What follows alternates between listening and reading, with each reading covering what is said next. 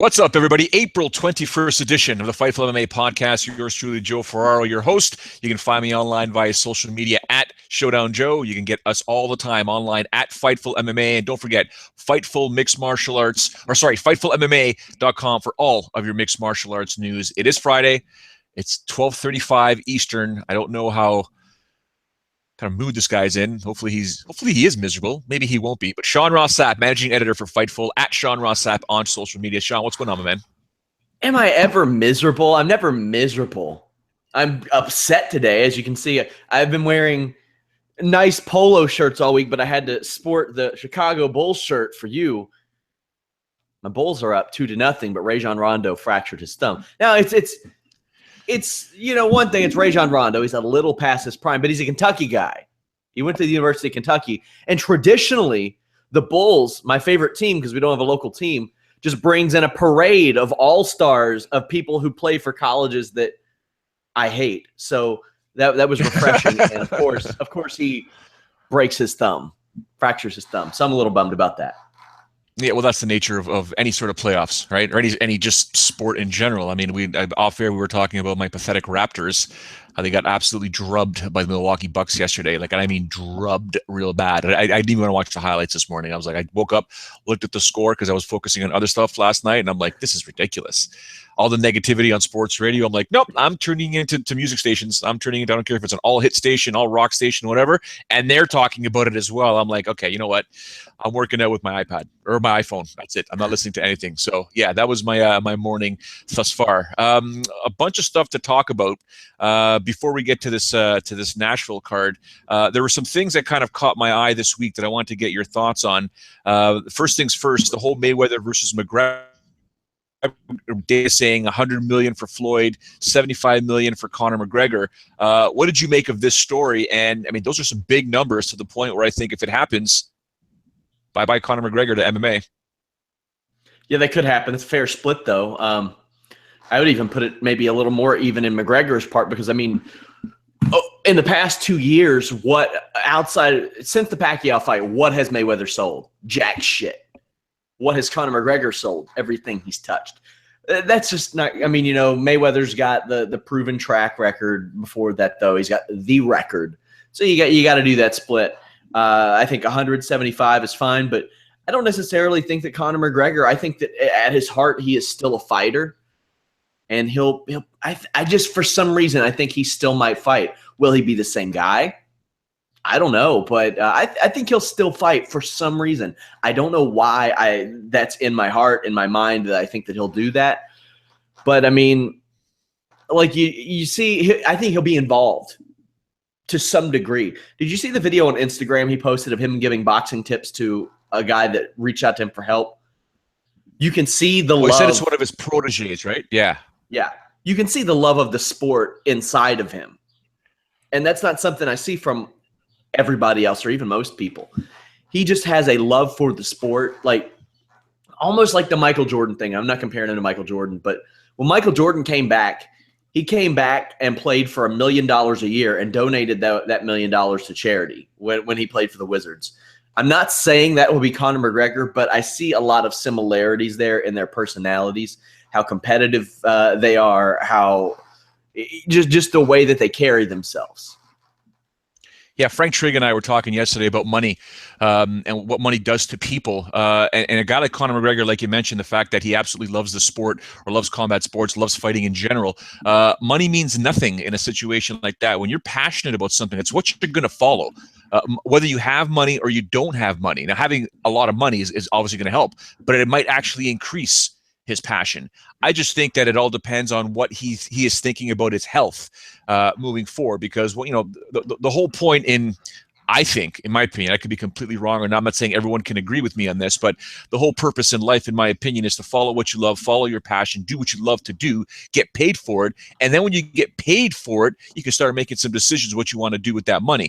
And when it comes to actually getting punched in the head, Sean, there's other options. Once you have a lot of money, you don't have to take that sort of concussive blows. And we'll see what kind of a man Conor McGregor is after his child is born. Because believe you me, once you have a child, life changes. Believe me, for me, for example, I sold my motorcycle right away. I should say right away. Within a year, my motorcycle was gone. I started looking at life at a completely different perspective. I live in an area where there's just south of me, there's a lot of accidents and just drivers are insane. I said, I want to be around for my son, but I also bought a jet ski. But the jet ski's on the water, got a life jacket on, a little different than being on the street without any sort of protection. But money does sort of change a situation, as does the birth of a child. And I think Conor McGregor is going to be going through that very, very soon. That's very true. You can't argue that. I mean, imminently, really any week now, right? Yeah. Well, no, I think it's less than a month May? to go, I think. Yeah. Yeah. May. Yep. They said in May. He thought it was in March, but it looks like May. So, yeah, it feels weird that we've been like 5-6 months without Conor McGregor already, because every Friday he's been in the news because he and Mayweather know the news cycle and they know when to drop the news about stuff like that on a Friday. That's when it usually happens. Lots to discuss. Don't forget, guys, girls, if you're tuned in live right now, there is the live chat on the top right-hand side of your screen. Make sure you put up some questions, comments, and suggestions on there for Sean, Ross, Sapp, and I. We will get to them as we go throughout the show. Roy Soria is back. What's up, my man? Jeffrey Mann, what's going on? Jeffrey Mann says, it's us that got him into MMA. Thanks for everything. Wow. Pleasure's all ours, believe me. Glad you're a fan. Make sure you go back and check out your history, though. Make sure you watch your UFCs and all your old stuff to kind of bring you up to speed on the history. Didn't we have someone a fan, Sean, or was it you? Someone was watching. What? No, you mentioned to someone, go back and watch UFC 1 all the way until today to sort of get a history of what's happening, and he did it. I can't remember who it was, but I love nothing more than when somebody says that our show got them in MMA, because we get a little more wrestling traffic than we do MMA traffic, but I've heard that probably a dozen times. And man, that makes me happy because I love MMA. Watching an MMA event is like a day off for me. Not to say that watching wrestling is a chore necessarily, but there's very rarely when there's a UFC show, even this Nashville show, I'm looking forward to some degree. Yeah. Yeah, Casey Walton, you want to get to this? Actually, we will get to this right now before we get into the UFC Nashville stuff. Obviously, there's been a change right now with the World Series of Fighting. It's more of a professional fighters league. And Casey Walton wants to know, kind of playing off the topic that we had mentioned, speaking of millions in MMA, what's your take on the change of WSOF, World Series of Fighting, to the new professional fighters league and the season/monthly paycheck format? Sean, hold your breath, only because I just want to say that, it is the IFL version 2.0, in my opinion, sort of. It didn't work in the past. I don't know if it's going to work now, but technically they don't have really anything to lose right now because they were never really number 2 in the MMA landscape. So maybe why not try something different? Well, they might have Blagoy Ivanov, Andre Harrison, and Justin Gaethje to lose, because I wonder if they talk to these guys about that at all. I wonder, they've got that to lose.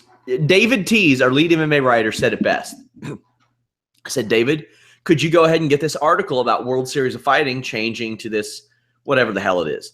He said, do you want me to go ahead and get the article about when they shut down too? So there you go. Yeah, it's an interesting, listen, I get it. I don't think it's going to work. I do wish them the best of luck, especially from the fighter's perspective, even from the promoter's perspective, man. When you put your heart on your money in there, you want a return on your investment. You just got to be smart about it. I just think that, I hate to say it, and I've said it a million times, the proper way of promoting mixed martial arts, I mean, on this very computer that I am looking at right now, I have a system that I developed a very long time ago. I'm going to say 2009, I could look for the file, but probably 2009 is when I put it all together, and it's simple. It's a feeder system to the UFC. It was something I had pitched to Tom Wright, UFC Canada. He clearly had no idea what I was talking about. I mean, I think history has proven. Anyways, I should watch my words there. But it's a system that was very, very simple, and there's still no promoter out there today that is doing it. I think it's baffling. The worst part for me, Sean, Ross, Sapp, is I live in a province that will not allow me to put on mixed martial arts events in a manner that will build local fighters and get them to the UFC. It's just you can't hold events here in Ontario. It's just it's ridiculous. Yeah, there are a lot of places like that. Like, it's so funny because pro wrestling, everybody wants to go across the river in Ohio to do it because it's not regulated and you don't have to have all the stupid ass red tape. MMA, everybody that promotes MMA, at least amateur, wants to come to Kentucky because in Ohio it's like kickboxing with wrestling. That's it. You can't, like, no elbows, no knees. You got to wear like shin guards, stuff like that. It's funny the way that works for commissions, how lax they are on one thing and how strict they are on another. It's weird. Yeah. The commission here is it's something else. It's been going back since the 80s. So, and I don't have time to waste and go back and try and discuss it with them. It's just a joke. So it's unfortunate because I probably make a lot of money. And I'm sure Jimmy Van would love to get involved with that, but what's really the point? I'm not going to bother doing it. Another story that came out recently was that, I don't know if you heard about it, the Taiyun Bang and Leo Kuhn's story about fight fixing potentially in South Korea. Bang is being investigated by the South Korean, I guess, police over there. Listen, when it comes to fight fixing and when it comes to fixing fights in mixed martial arts, it could be a far more prevalent than in any other sport, because in any other sport, for example, you can use the NBA, NFL, NHL, basketball at a high level. These guys are making killer money. It's just not going to happen. It's much harder to convince one player or a bunch of players, to throw a game where the bookies can sort of capitalize on that, as opposed to MMA, where it's just one person that you have to convince to throw the fight. And chances are, if you're trying, it's that person isn't making a lot of money, and the opportunity for them to bet on their opponent to make a lot more money instead can easily be convinced. You would hope there's integrity involved, but it can be more prevalent. I'm surprised that this is the first time it's really I should say the first time it's coming out, but I don't think it's as bad as in the Zuffa era. Right now. Yeah, and the Zuffa. Remember, Zuffa's, when Zuffa was the owners of the Ultimate Fighting Championships, they took that, the fact that station casinos, that's the Fertitta's bread and butter. Bread and butter. They don't mess around with that license. The gaming license. So it's a different story that way. This event, or this sort of report, happened when they had the event in South Korea. So, well, I think that maybe is a good thing, because if you're not getting away with it in South Korea, then you're definitely not getting away with it in America. Like, that was probably the place to do it, is in South Korea if there was a situation. Now, I remember that day when the odds swing happened and everybody's like, what's going on here? What is up with this? And that set off alarms. And credit to the UFC. The UFC went to both fighters and said, I don't know what kind of shit you're pulling, but don't do it. So I've got a lot of, and in South Korea, maybe that gets swept under the rug, but with the UFC, nothing does. Now, there are fighters like Sean Salmon, who I absolutely believe are throwing fights on the regional circuit. Tapping out to heel hooks in 20 seconds against absolute scrub-a-dub-dubs on the regionals. Bob Sapp admitting he was doing it. The difference with Bob Sapp is he was doing it technically where it's not illegal, in places without commissions. He would get punched in the face and fall down. And I'll always remember the quote that he had to Ariel Helwani, who was peppering him, and Ariel should have peppered him. But he said, I have friends who are still fighting and they probably have brain damage, and I've retired comfortably. So, you can see why this sometimes happens. Now, to Bob Sapp's credit, did it in places without athletic commissions, didn't do it in the UFC.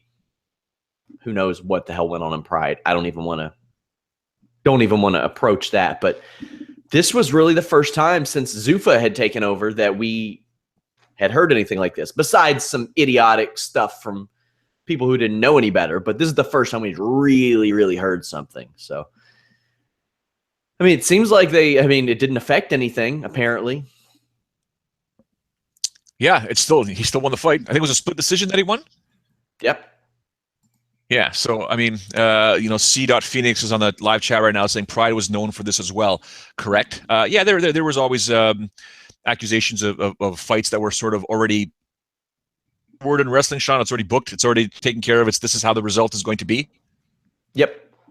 Yeah, so there was always, it's Japan. I've been there. Not that when I was working for Ryzen, not that I was ever privy to anything that would say, okay, don't worry, this fight here is going to end up this way here. Yeah, it never happened. I went there, did my job, came home. So did what I had to do. I'm not even going to bother pronouncing the name here, but it is 007, ending in 007, Chael versus Tito. I don't believe that was a fix. I don't believe that was a fix whatsoever. I think Chael his head wasn't in that fight the minute he stepped into that cage. Payday. Yeah, payday. It happens. Payday. The other thing, Sean, is how many times, not to say that there are fights that are fixed, but you and I have discussed it before, where you've seen fighters basically, look for that way out.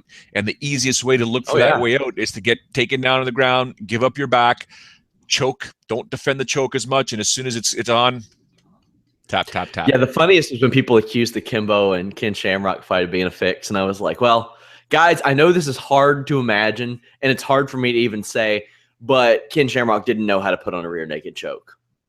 That's what happened. That's what happened. It boggles my mind. I can't believe it. It's maybe the most elementary choke in MMA, and he didn't know how to do it right. 30 years into the game. So yeah, it is funny. 30 years into the game, you talk about boggling your mind. The day we got the news on the UFC broadcast that the upcoming event one day would be in Nashville with Artem Lobov headlining versus Cub Swanson, I WhatsApped you right away. I could scroll to see if I could find out what your reply was, but it was epic to say the least, ladies and gentlemen. It was more than a WTF. It was, I did the WTF, I'm pretty sure. But for those that don't know, Sean Ross Sapp has a theory as to why this fight was put together as the headliner. Oh, it's not a theory. It's not a theory. We know why it was put together. But before we talk about this, no Jones Cormier? What's up with that? All right, so Jones Cormier, yes, okay. So there's two things I actually want to talk about. I thought I'd just transition over to Nashville. Jones Cormier potentially be going down at UFC 214. There's still talk that John Jones may want a tune-up fight. There's talk John Jones doesn't want a tune-up fight. There's talk Daniel Cormier doesn't want to fight John Jones. He wants to fight Jimmy Manoa. There's a bit of a strange MMA Bermuda Triangle happening here. First of all, what do you think is going to happen? I still think it's going to be Jones versus Cormier, in my opinion. And if Cormier does defeat him, I think he retires. Then again, there's money for a trilogy fight. There's money in a Manoa fight, but there's so much thing because that's all that Daniel Cormier needs to do right now, in my opinion, is to defeat John Jones, and he can call it a career. He doesn't have to worry about going out and potentially losing to him a third time. But if there's ever a good time to fight John Jones, I know it's potentially bad timing for Daniel Cormier in July because he's getting married in May. I'm sure he's going to fatten himself up with the wonderful food he's going to have at his wedding and then on the honeymoon. But yeah, there's a good time to fight John Jones. You saw what John Jones looked like people layoff. There's a good time potentially to take on John Jones and have a good chance at defeating him. It would be upon his return and be the first guy to fight him. What say you, sir? To be fair, and we'll talk about Ovince St. Preux later, when John Jones broke down Ovince St. Preux's game, you really saw how smart John Jones was to the MMA game. I think it was on the Joe Rogan podcast. He said, I had a tough time with Ovince St. Preux because Ovince St. Preux has a tough time with himself. He doesn't know what he's going to do next. And he said some fighters, even though he's been in the game for a long time, are really raw and still really green, and that's him. He doesn't and Daniel Cormier is not raw and green, and because he's not raw and green, he's developed tendencies for better or for worse, and John Jones is able to pick on those tendencies. Now, that first fight was an absolute wash. They'll try to make you think it was closer than it really was, but John Jones was cruising in that fight. Daniel Cormier had nothing for Jones. But here's the thing, where Jones should be in his prime, we don't know if he'll be in his prime because we don't know really what he looks like, what he's been doing, how he's taking care of himself since then. We knew how he did ahead of the OS. When I saw him in Buffalo, he looked fantastic. He looked like he was in shape, but looking like you're in shape versus fighting, completely different. Yeah, and Daniel Cormier, I really feel like if Rumble Johnson would have thrown hands, he would have won that fight. Unquestionably, I think he would have won that fight. And that's no slight on Daniel Cormier. Daniel Cormier is great. He is if Anthony Johnson is still around, he is the second or third best light heavyweight in the world. And on any given day, I think any of those three, well, except for Cormier beating Jones, I think Cormier could beat Rumble, Rumble could beat Jones, Jones could beat Rumble, like that. Now Rumble's out of the equation. Oh, man. And the thing is, if Cormier wins and retires, John Jones is – do you think John Jones would go after the light heavyweight title again, or do you think he'd bump up to heavyweight? If he was to lose to DC, he'd go after the title. He'd go after the title and then some way, somehow go. He's going to go to heavyweight regardless. In my opinion, He will go to heavyweight. I don't know if it's sooner rather than later, but he will go to heavyweight soon. Yeah. C. Phoenix says, did Rumble throw that fight? Many seem to think so. I liked Elias's response. He did in some manner by not being in the fight. That's the way I'd like to put it. He landed a big head kick. There was a lot more he could do to win that fight. Like I said, that was among UFC title fights. That is one or maybe two among the worst game plans I've ever seen in UFC championship fight history. Right up there with Kat Zingano, in my opinion. Among the worst ever. So, I hope the fight happens because, and the UFC's got to want it to happen because their pay-per-view business has not been hot this year. Like I've used this term before. They emptied the cupboard late last year, but they didn't expect that cupboard to stay empty for as long as it did. And they're starting to get it back. Like next month's pay-per-view, this Miocic Dos Santos is going to be a killer, but it's going to do in the mid-300s. It's not going to do if they're lucky. Yeah, it'll do the mid-300s if they're lucky, even though that is an amazing card. One of the best cards you'll see all year. So they need Cormier versus Jones. I think probably Dana White has told them, listen, we need you guys for this. But what do they put above it? Because Dana White said that's not going to be the main event. He won Connor, right? I won Connor, and apparently Woodley's in camp, allegedly. Oh, can you imagine if Woodley headlines over DC and Jones? Come on. Yeah, I would.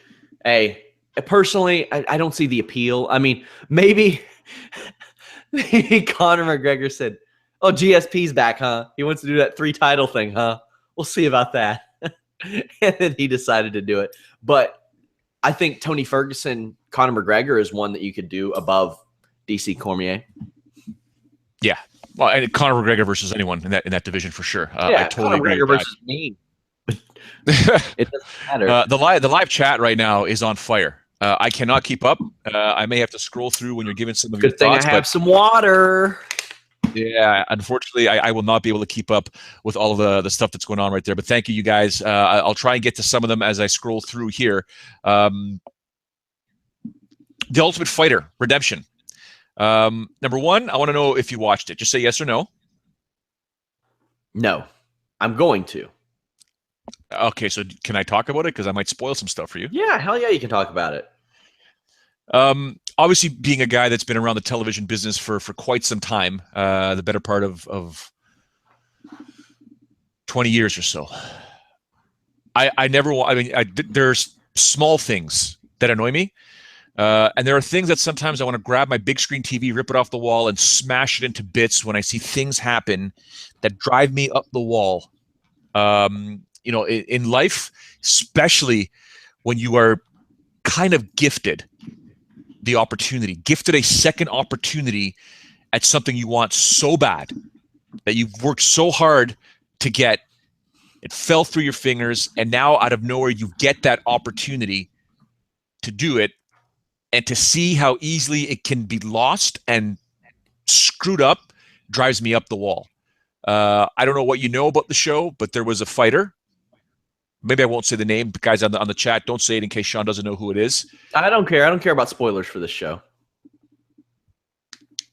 Hector Urbina destroyed himself. He got booted off the show. What did he do?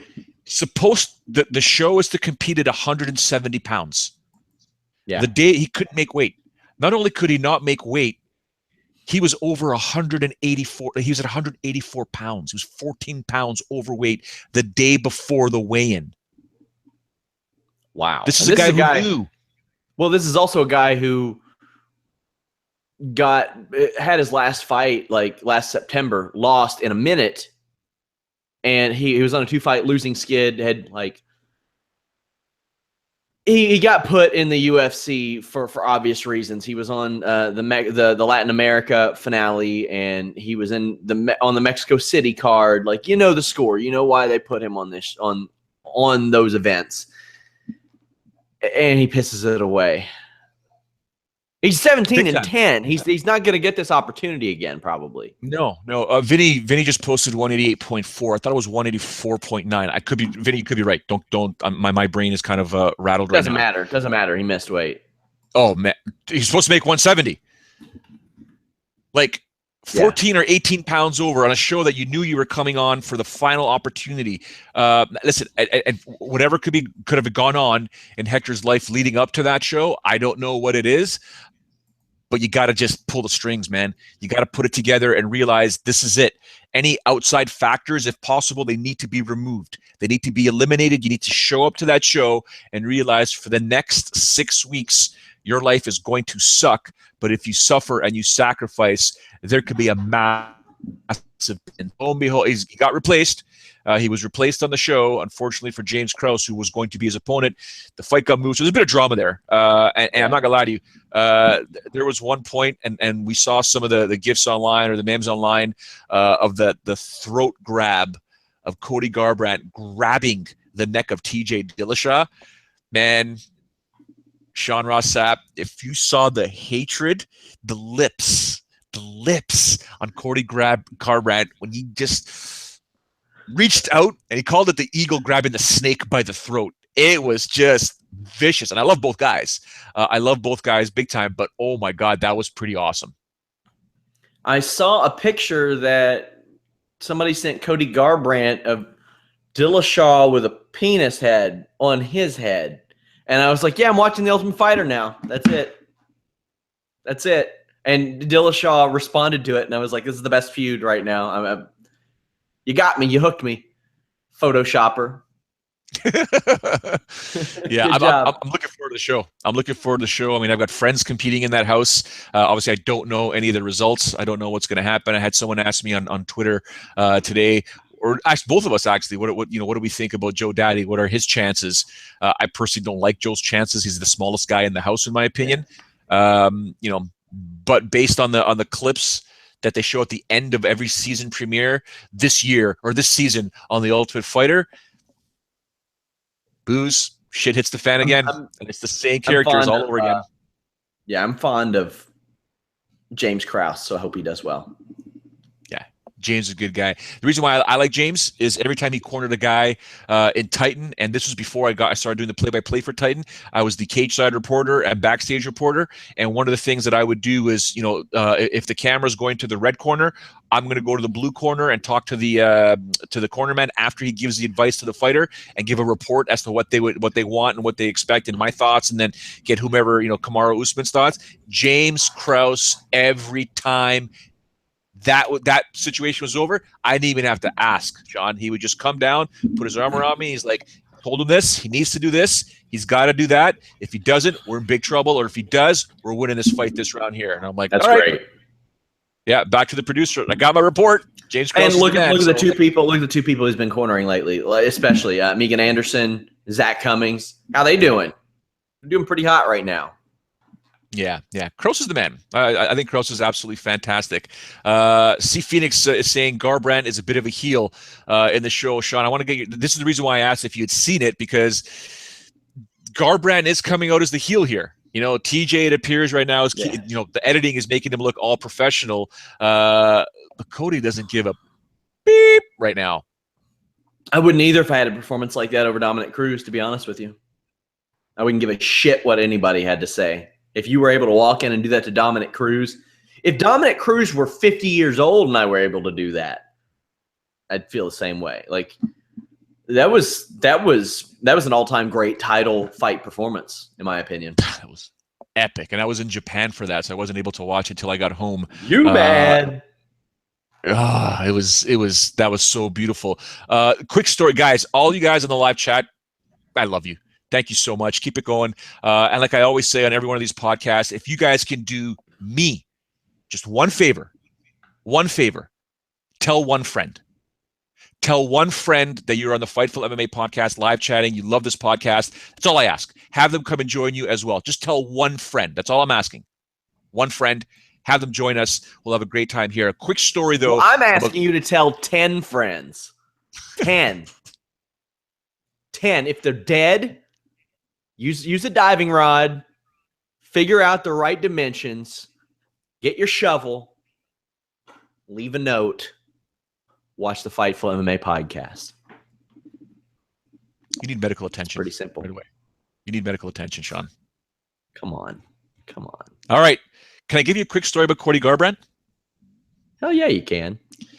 So August 2014 at the time was the last time a UFC Central or a Sportsnet was credentialed for an Ultimate Fighting Championship pay-per-view event.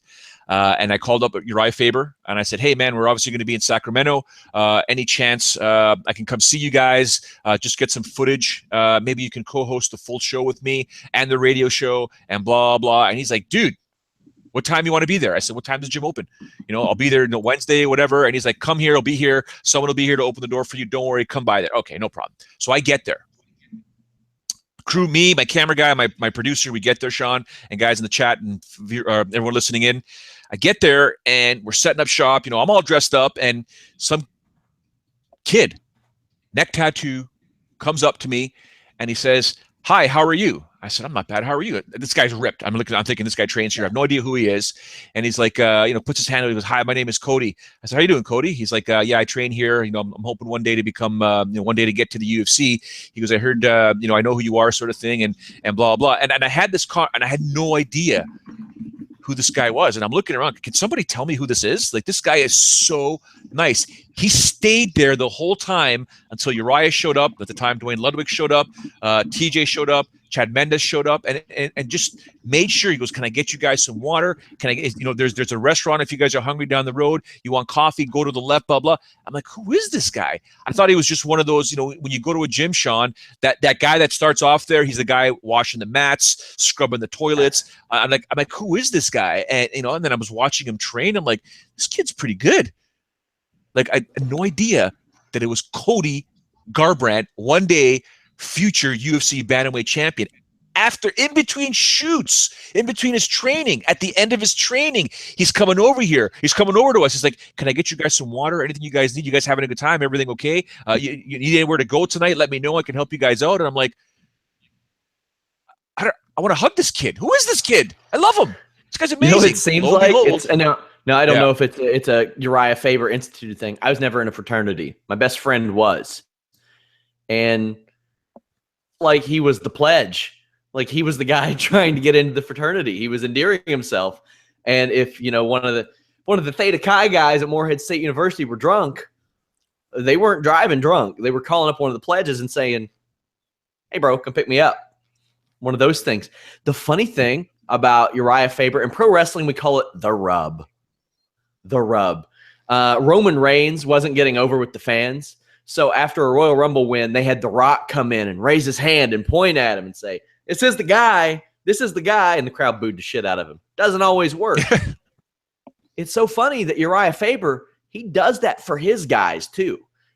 He said, this TJ Dillashaw, he's the guy. He's the guy. But it worked. He became champion. And then after that happened and he lost to Cruz, Uriah Faber said, here's the guy. His name's Cody Garbrandt. Cody No Love. And people were like, yeah, not yet, buddy. Not yet. Pump your brakes. No, it was not too soon. It was just the right time.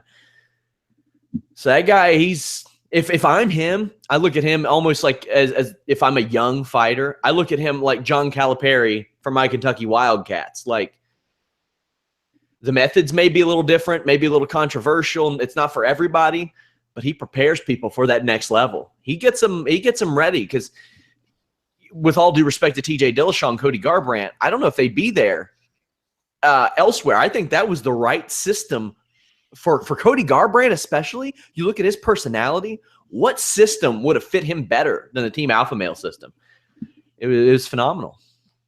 They're saying that there needs to be a Sean Ross app or Sean Ross Sapp app. What the hell are these guys doing on the live chat? You guys are out of control. But I love you guys. You guys are awesome. You guys are fantastic. Thank you very much. You want to get into this UFC Nashville situation now? Yeah, let's do it. It's a decent card, in all honesty. It is a good card. I liked it. I penned a piece for FightfulMMA.com, which should be posted likely later on today, if not by tomorrow morning, with my fun bets. And there aren't many on here because the bookmakers aren't giving us much love or giving us many options in terms of props. But I do want you to explain to people that wonder, why is Artem Lobov in the main event versus Cub Swanson? He is Conor McGregor's main and favorite training partner. That is why. That is the only reason why. And he's fighting a guy in Cub Swanson who came off the fight of the year in 2016 versus Du Ho Choi. There are no locks in life other than death and taxes. There are no locks in MMA. I know people say this is a guaranteed lock. Cub Swanson is going to destroy Artem Lobov. Crazier things have happened in MMA. Okay. But Cub Swanson, in my opinion, is going to win this fight. And as long as he doesn't fight. Nikita Krylov became a top 10 UFC fighter, so anything's possible. Yeah, but he's a legend. I messaged you the other day, and I said, well, I'll get to that when the OSP. When we talk OSP yeah, I know. Is it Cub Swanson, Artem Lobov? Does this thing go 25 minutes? Hell no, it doesn't go 25 minutes, but I'm not writing Artem Lobov off either. I mean, for what it's worth, he could throw those hammers and connect with Swanson's face. I mean, we've seen Swanson knocked out in like 8 seconds before. And the thing is, I didn't take Cub Swanson seriously for a long time after that knockout for whatever reason. I just didn't. But, you know, they put him against Chris Avila. They were like, here's a bone, Artem. Here you go. Maybe the worst fighter in recent memory. Here you go. Chris Avila. And that was a smart booking. That was a real smart booking because that was Conor McGregor's boy versus Nate Diaz's boy. So I like that booking. I thought that was smart. Then he beat Ishihara. Can't believe it. But it was in Belfast, so crazy. Jordan Lane is being flat out honest. What happens if Lobov gets the upset? I think it'll just be a WTF moment, and we'll go back to normal by Tuesday.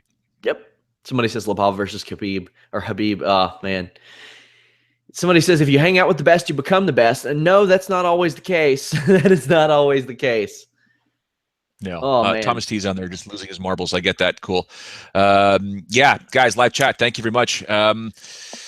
There's a lot to talk about. I think Cub Swanson will be smart enough to stay on the outside, pick him apart, throw leg kicks. I think he's smart enough to do that. Cub Swanson is an amazing fighter. I don't think he'll make it a Korean zombie, or is it Du Ho Choi? I can't remember. He fought Du Ho Choi.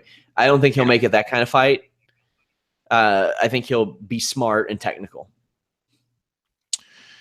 In the co-main event, Al Iaquinta, who hasn't competed in the octagon in 2 years, is the favorite versus Diego Sanchez, who has been active in those 2 years by going 2-2. And so it's a pretty okay fights, minus that Joe Lozon fight. But I'm leaning towards Diego Sanchez in this fight.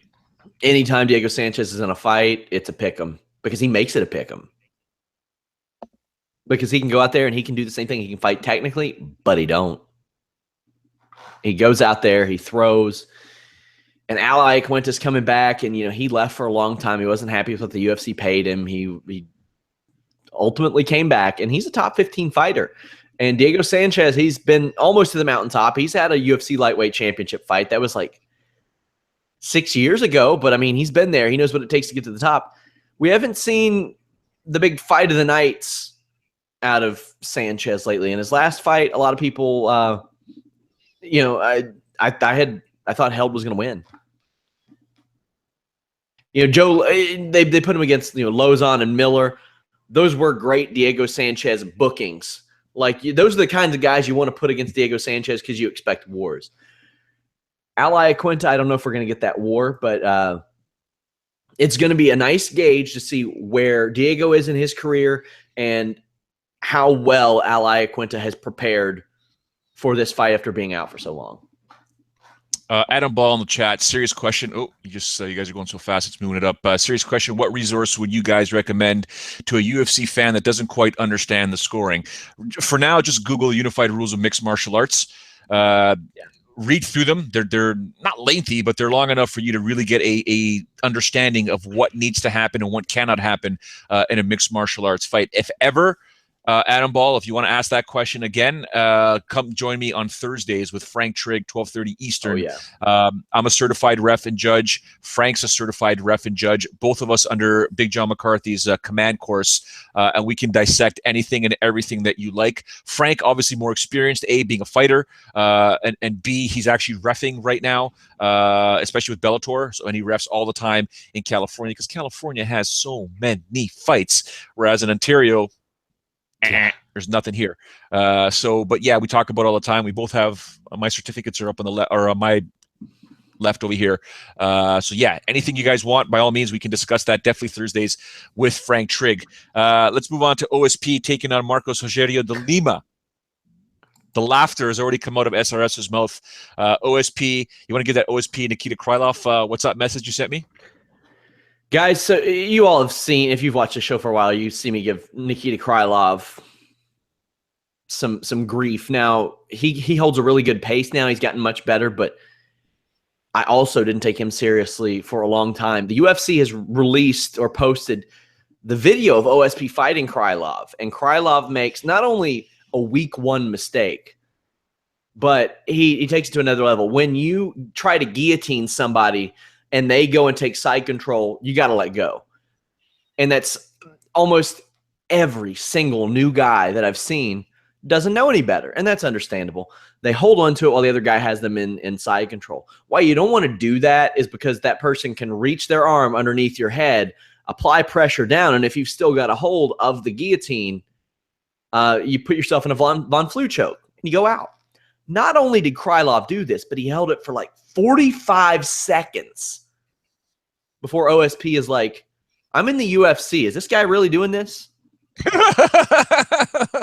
like he thought that he was getting fucked with. You remember the Gerald Harris slam where the dude pulled guard and stood up there and you could just see him. Is this happening? Did this guy watch any tape? That's what happened. This fight, I think OSP is going to win. I think he'll win. Yeah, there aren't many propositions available on a lot of the bookies right now.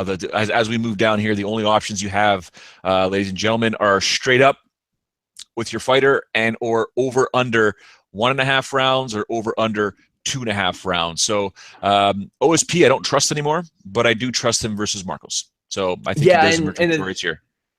I think it's going to be an exciting fight too because Marcos does not have anything but. I mean, like I think he's had nothing but first round finishes in like the last 5 years, except for I think there was a fight against Ben Reader or something that went the distance. But other than that, yeah. John Dodson's taking on Eddie Wineland at bantamweight, and John Dodson is apparently saying this: I can't go to the judges. So it's a bantamweight fight, which the lower the weight classes, the more there's a chance of a fight going the distance. I don't know. I think John Dodson might be possessed.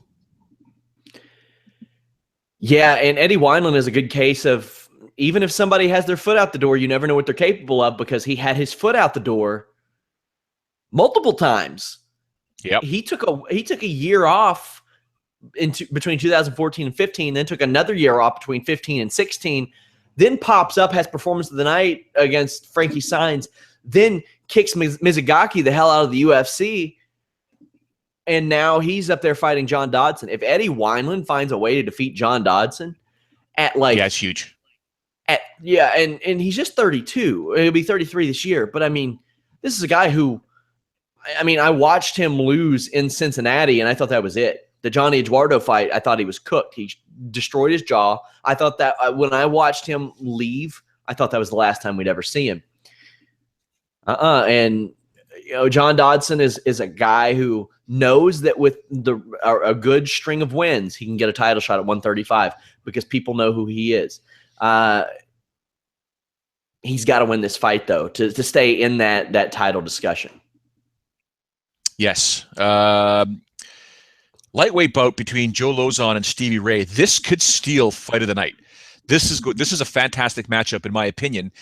Despite the fact I'm leaning it going towards about 15 minutes. Do you like this fight? I like every fight. This card's good, man. It's not bad, to be honest with you. Yeah, Stevie Ray has not been a finisher of late, but Booker T's taken all the glory. He's the WCW champion. He's the WWE Hall of Famer. Stevie Ray is just going to be the patron saint. Oh, different one. That's a bummer. I would, hey, despite how fun Stevie Ray of the UFC is to watch, I would much rather watch Stevie Ray of WCW's Harlem Heat. But yeah, he's he's won like 5 of 6.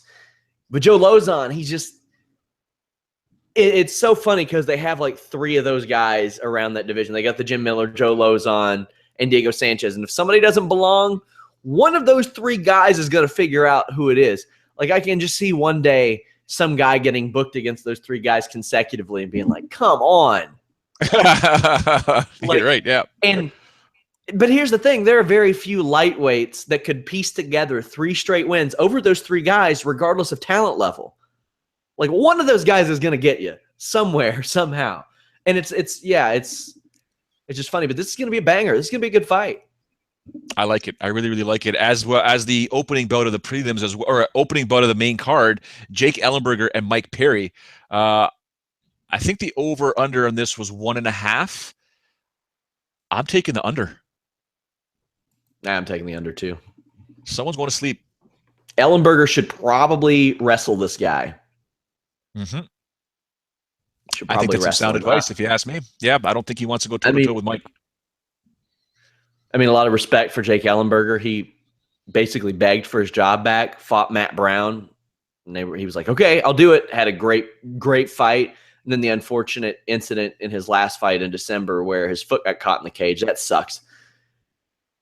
This is your typical star-building fight. Like, they want to build up Mike Perry. He didn't do too hot in his last fight. He came on, and he was fighting like every single month, it seemed like. And now the UFC is like, okay, let's slow it down. You lost one. So, yeah, I think Mike Perry gets it done. Unless Jake Ellenberger employs his wrestling. If Jake Ellenberger employs wrestling, maybe a bad night for Perry. Well, according to Sammy Ole, he's taken this 3-round boring decision. I don't think it's going to be boring. I really don't think it's going to be boring. Mike Perry can have boring fights. Yeah, I absolutely concur. Jordan Lane St. Perry with the KO. All right, prelim card both on Fox Sports 2 and the preliminary card on UFC Fight Pass. A variety of different fights there. Let's do some rapid fire here if you'd like to real quick there, Sean. Thales Leitis taking on Sam Alvey. I'm leaning towards Sam in a 50-minute decision. I think this could be an exciting fight too. I don't know though, because Thales Leitis does have that history. He is a fantastic Brazilian Jiu-Jitsu practitioner. Early on in his return to the UFC, like I want to say 4 years ago, it's like he discovered that he could kickbox. Like he figured out that he could stand, and he had some pretty decent striking, and he used that a lot. Now, granted, against the guys that he's faced lately, Musashi, Bisping, Jocko, that's a tough go of it. They peppered in a Chris Camozzi to throw him a bone, but I think Sam Alvey's going to take it. But this could be a situation where we see Thales Leitis' last fight, or maybe see a Patrick Cote situation where he calls it a career if he doesn't do too well. That wouldn't surprise me at all. I just think that he cannot get into a stand-up battle with Sam Alvey. He'll lose that, in my opinion. He's got to get this fight down on the ground and control Sam and look for his opportunity for a submission. If not, I think Sam Alvey will punish him if he chooses not to do so. Flyweight bout, Dustin Ortiz taking on Brandon Moreno. I'm leaning towards Brandon. Yeah, it's a good fight. I like it. I mean, it could go either way, but if I'm going to have to pick someone, I'll go with Brandon right now. Brandon Moreno at 23 years old could be in line for a title shot with a win over Dustin Ortiz. No. 3 straight wins. Yeah. We still got the Sergio Pettis and Henry Cejudo situation to get Sure, but what happens if Cejudo wins? I cry. I mean, like, Cejudo's striking was very much improved in his last fight, but that was a beatdown of epic proportions against Mighty Mouse. Anything can Very happen. true. Anything's possible. Scott Holtzman's a massive favorite versus Michael McBride. Understandably so. I will go with Scott in this one. Yep, me too. I'll go with Panay over Danielle Taylor too. Well, she's a slight favorite. I don't know what to expect with Jessica anymore because she's been around the game for a long time. Not saying that fight with Johanna changed her, but I don't know, man. Danielle Taylor, Jessica Penne. I'm actually looking forward to that fight. Alexis Davis versus the debuting Cindy Dandois. Obviously, Alexis Davis is a massive favorite in here. I don't know, man. Cindy's striking isn't the greatest. Yeah. She likes to go down to the ground. She's finished girls on the ground. I like this fight, to be honest with you. I'm intrigued to see where it will actually take place because you got a judoka and Cindy Dandois that'll be more than happy to throw Alexis Davis around. Alexis Davis will be more than happy to stand and bang with her and go down to the ground with her. So it'll be interesting to see if there's someone who has more ways to win in this fight. I think it is Alexis, and that's why she's a minus 278 favorite. And Cindy Dandois just making her UFC debut, 32 years old, if I'm not mistaken. Not an easy thing to do, but I can't see a definitive winner in this fight. I can't see it just yet. I'm shocked. Alexis Davis is from Canada. I thought that would be the deciding factor. Yes, ladies and gentlemen, I'm always that's what it boils down to. If you're Canadian, it bypasses your striking, your grappling, and your submission and your record. If you're Canadian, I'm going to pick you. Not in this fight here. I'm really intrigued with Cindy Dandois, to be honest with you. Yeah, I like this fight. Also, the Danielle Taylor fight I mentioned, that's probably going to be a messy fight. She makes fights messy. The Alexis Davis, Cindy Dandois one, yeah, Alexis Davis has one win in over 3 years, so that plays into my mind too. Like, what happens? Like, what she takes like a year off before her last fight, or she took a year and a half off, and she got beat. She got muscled by Sarah McMahon. So much like the Diego Sanchez fight, this is a good way to gauge where she is. And I think Dandois is the right opponent for that, because if you make a mistake on the ground, Dandois is going to tap you out. Yeah, but Davis has that black belt, and she's more than happy to stand and bang. So Wilson Hayes had a black belt too, but that's Mighty Mouse Johnson. Come on, he might have got it taken away. That's the guy we're talking about in the GOAT. Did you listen to the GOAT conversation that I had with Frank Trigg on yesterday's podcast? I did. Yeah, for those that missed it, I would highly recommend going back and listening to the debate that Frank and I had about Mighty Mouse, where he stands with the likes of George St. Pierre, John Bones Jones, and Anderson Silva. I don't want to give it away, but some good points made by Frank, which kind of, I love being educated. I love being proven wrong because then I learn. And not that he proved me wrong, I didn't prove him wrong. We just got into a good debate, and we just at the very end said, yeah, I'm not going to give it away. Go back and watch it if you can, ladies and gentlemen. Your boy, Brian Barberina, taking on Joe Proctor. Yeah, I'm going with Barberina in this fight. Love this kid. Yeah, me too. Going Barberina. Joe Proctor, another guy hasn't fought like regularly. Hasn't fought in a year and a half. So he hasn't won in like 2 years. So that always raises questions to me. I know that Dominic Cruz says that ring rust is a myth, but everybody's not Dominic Cruz. Yeah. There are certain elite fighters that can get past the ring rust, cage rust. Not many can do it. It is a fact. It happens in all sports. There's a different type of cardio that is built, and a different type of adrenaline that is built in live competition versus the practice realm. And kicking off the UFC prelim or Fight Pass prelims will be Hector Sandoval taking on Matt Schnell. Virtually a pick'em fight. Sandoval is a slight favorite. This one is a coin flip, if you ask me, Sean. Yeah, I agree. Flyweight fights at that level are kind of hard to pick. The division, despite it being like 4 or 5 years old, is still like really forming. It's just crazy to think.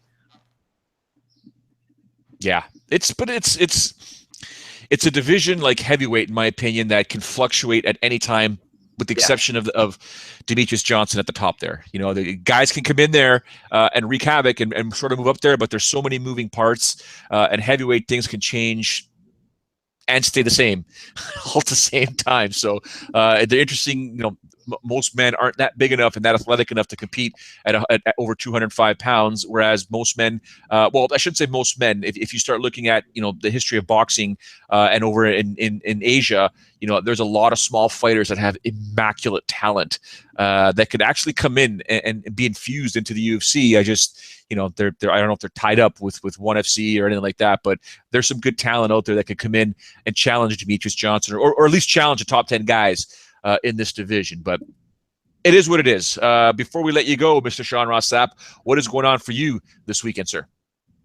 We got Carlos Toro at the Barclays Center covering boxing. Have some interviews up with that. Of course, Jimmy Van podcast taking off on the wrestling side. Check out our post Monday Night Raw, post SmackDown shows.